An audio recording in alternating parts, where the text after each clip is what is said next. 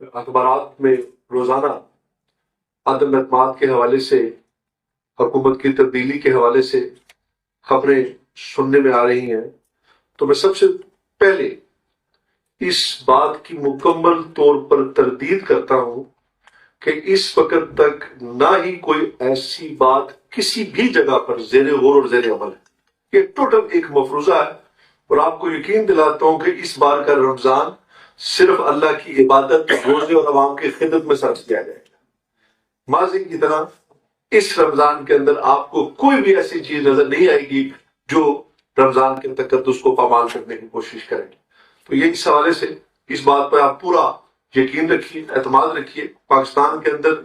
ایک سیاسی پروسیس کے ذریعے اس وقت حکومت قائم ہو چکی ہے، مسلم لیگ نون کی حکومت ہے، پاکستان پیپلز پارٹی کو اس کو سپورٹ حاصل ہے، اور اس حوالے سے ہمیں یقین ہے کہ یہ جو حکومت آج پاکستان میں بنی ہے، اس کے مثبت اثرات آزاد کشمیر کے اندر بھی آئیں گے۔ اور اس آج حکومت کو تقریباً 11 ماہ کا عرصہ گزر چکا ہے، اور پچھلی جو 2 حکومتیں تھیں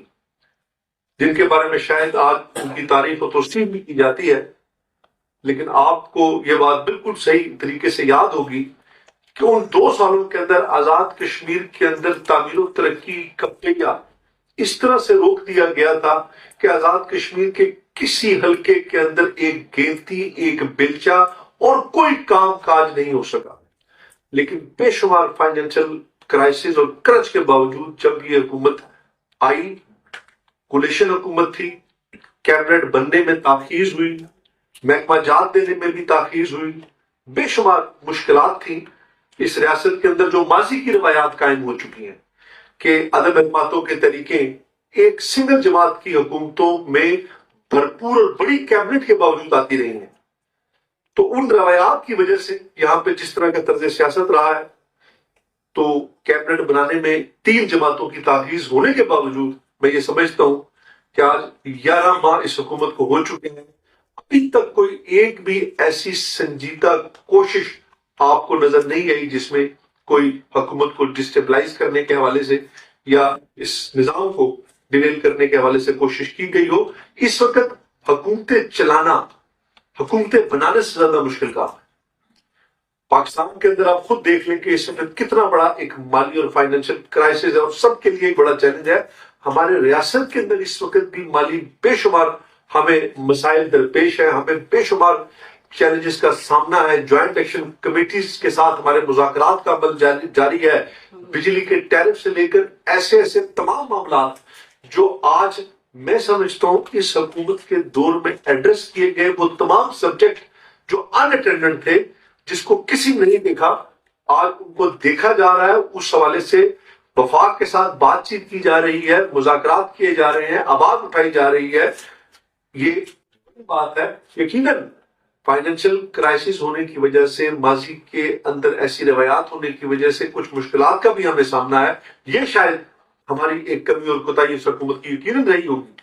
کہ ہم اپنے ان معاملات کی، ان کام کاج کی اس طرح سے تشہیر نہیں کر سکے جس طرح سے ہونی چاہیے۔ میں خود کئی دفعہ پرائم منسٹر صاحب سے، ہمارے ماجد خان صاحب سے اس بات کا اظہار کرتا ہوں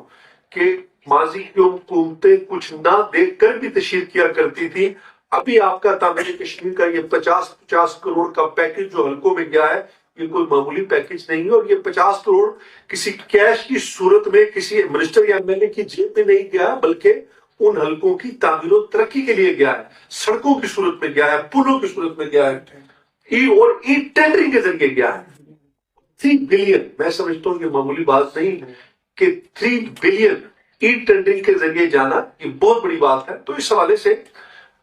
اس حکومت کو 11 ماہ کا عرصہ گزر چکا ہے، 3 پارٹیوں کی ایک کولیشن حکومت ہے، بے شمار ہمیں چیلنجز کا سامنا ہے۔ ہم ہر روز جواب دہی کے عمل سے عوام کے سامنے، ایکشن کمیٹیز کے سامنے،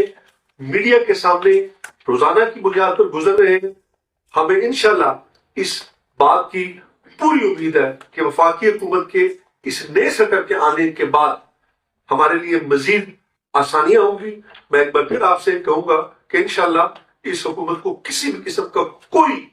خطرہ لاحق نہیں، اور یہ تمام ہماری جو حکومت ہے متفق المتحد ہے. باقی اعداد و شمار کے حوالے سے، دیگر معاملات کے حوالے سے کرن وقار صاحب جو کہ سینئر موسٹ منسٹر ہیں، یہ اپنا اس میں اظہار رائے خیال فرمائیں گے.